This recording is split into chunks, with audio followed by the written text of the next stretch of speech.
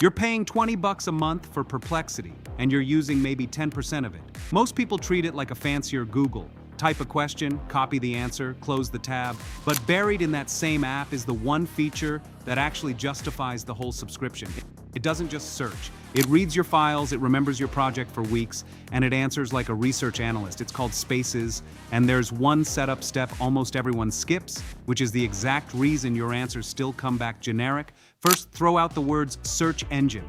That's the mistake right there. A space isn't a search box. It's an employee you train once. You hand it your files, you hand it your rules, and from then on it answers like it's been on your team for a month, not like a stranger guessing on the internet. That one shift changes everything about what comes back. Here's the mechanic. Inside a space, you upload your stuff.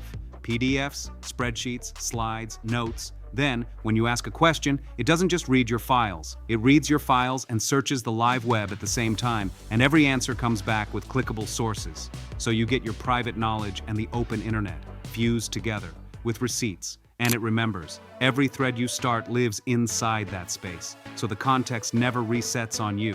There's even a search bar inside the space, so you can pull up any answer you got 3 weeks ago in seconds. No other tool really does that cleanly. Now let's get to that setup step I promised you at the start.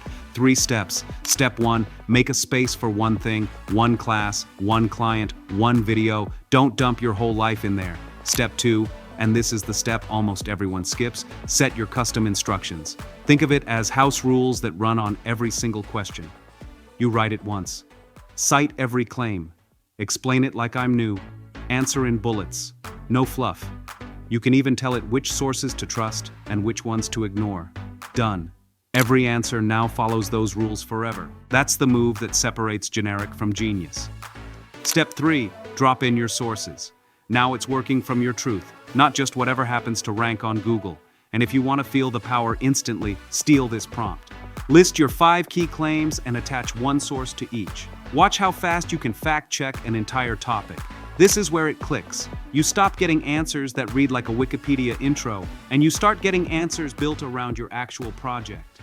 Studying for an exam, drop in your slides, tell it to quiz you and explain every mistake you make. Running a channel or a business? Load your stats and 3 competitors and ask it where the gaps are. Job hunting? Drop in the company's site and the job description and have it run your interview prep. That's a research analyst, on call, for free. Sounds great, right?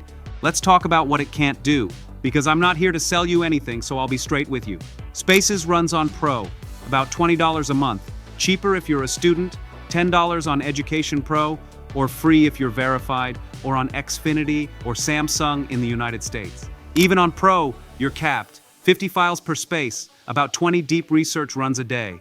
If you're doing serious daily research with giant documents, you'll still hit that wall. That's when Max earns its keep. But if you're one person with one project, you're sitting on way more power than you're using. So do this today. Pick the one thing on your plate right now, build it a space, and write those house rules before you ask a single question.